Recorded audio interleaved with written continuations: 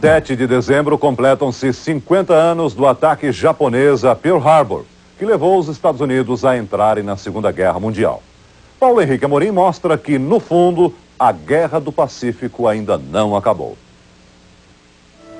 Com meio século de distância, aqueles jovens estacionados na base de Pearl Harbor parecem ter, para todo americano, o semblante de heróis nacionais. O tempo deixou marcas, mas não apagou o sentimento de que eles souberam transformar um ato de traição na chama que animou a vitória. A América derrotou o Japão, mas nunca vai esquecer Pearl Harbor. Para os americanos, naquela baía do Havaí, quase perdida entre a Ásia e a América, o ano de 1941 estava acabando como começou, em paz. A América não tinha entrado na guerra e não queria ir à guerra.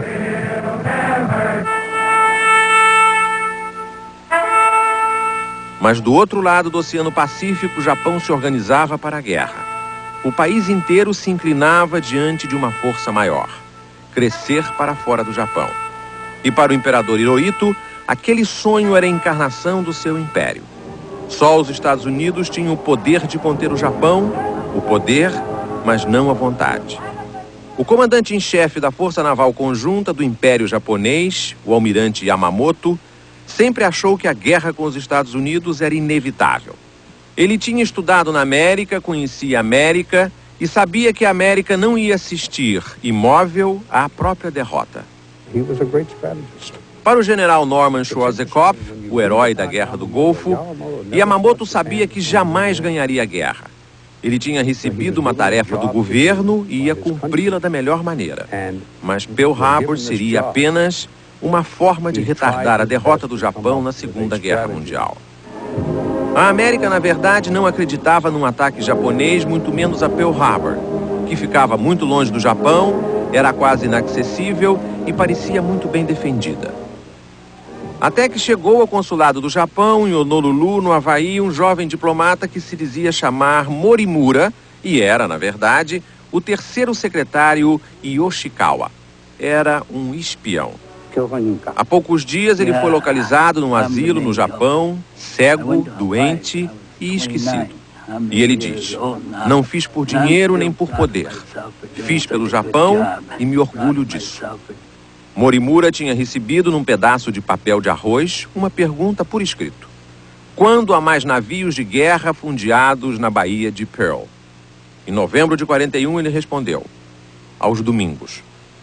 O almirante Yamamoto recebeu a mensagem e decidiu: se o inimigo deixa a porta aberta, temos que entrar rápido. Schwarzkopf lembra que na guerra quem ataca tem sempre uma vantagem estratégica. Ele sabe quando e onde vai atacar. Yamamoto gostava de jogar a dinheiro. Ele sabia que metade de seus homens podia não voltar de Pearl Harbor. Mas ele resolveu apostar e ganhou. 50 anos atrás, por algum tempo, o Japão ganhou da América.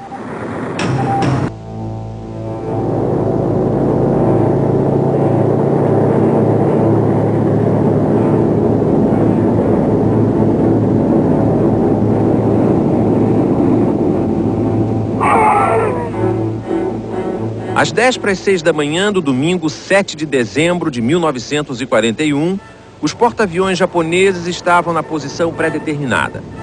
Ia começar a Operação Z, mas os ventos fortes e a chuva atrasaram os planos. Só às 6:10 os lendários aviões de combate Zero começam a decolar. São ondas sucessivas de bombardeiros que partem rumo ao Havaí. Às 7:15 da manhã inicia-se uma nova onda. Em 1h30, lembra Schwarzkopf, o homem que concebeu a decisiva campanha aérea contra o Iraque, Yamamoto lançou ao mar 350 aviões. Foi a mais rápida ofensiva aérea da história militar. Em Pearl Harbor, todas as estações de rádio ainda estavam fora do ar, menos a KGMB, com um programa de músicas românticas, pois os japoneses usaram o sinal dela para se orientar em direção ao alvo. Naquela manhã, a base de Pearl estava usando, ainda de forma experimental, uma nova engenhoca, o radar. O operador de plantão viu a tela cheia de pontos negros. Pensou que era um defeito, ele ainda não estava acostumado com a máquina. Mas ligou para o chefe. O chefe não deu importância. Devia ser uma esquadrilha americana a oeste, vindo dos Estados Unidos. 1 hora depois da decolagem, a leste, os aviões japoneses receberam a ordem de atacar. O inimigo tinha sido apanhado de surpresa. Tora, tora, tora.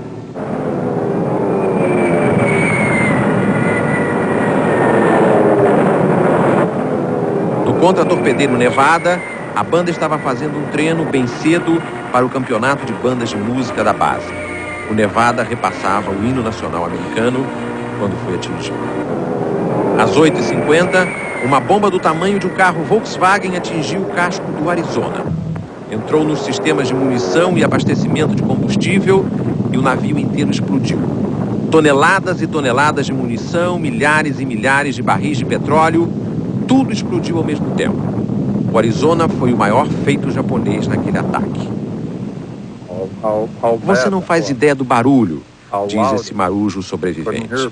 Eu podia ouvir o barulho ainda 2 semanas mais tarde. Aquilo era uma bola de fogo. Os que conseguiam sair pareciam um pedaço de lenha em chamas. Eu reconheci um amigo e toquei nele. A pele dele grudou na minha mão. –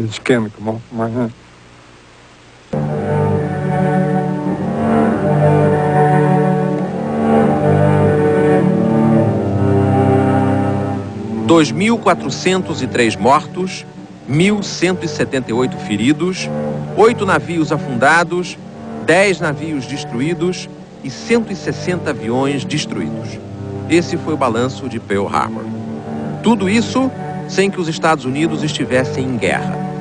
Os jornais davam edições extra. Traição japonesa. No domingo à noite, as rádios ousaram interromper a transmissão do jogo de futebol americano do Giants, de Nova York, contra um time de Washington. Pearl Harbor, que ninguém sabia onde ficava, tinha sido atacada. Naquela noite mesmo, o presidente Franklin Roosevelt foi ao Congresso dizer que aquela data será sempre lembrada como uma infâmia. Os Estados Unidos foram obrigados a entrar na guerra. Jogaram bombas atômicas em Hiroshima e Nagasaki. E no dia 2 de setembro de 1945, os japoneses assinaram a rendição a bordo do coraçado Missouri, ancorado na Baía de Tóquio, diante do general Douglas MacArthur. Agora, ao se lembrar de Pearl Harbor, os americanos parecem que estão sofrendo muito. Cada americano parece ver em cada japonês um almirante Yamamoto, eficiente, mas traiçoeiro. Essa guerra ainda não terminou. A date which will live in infamy.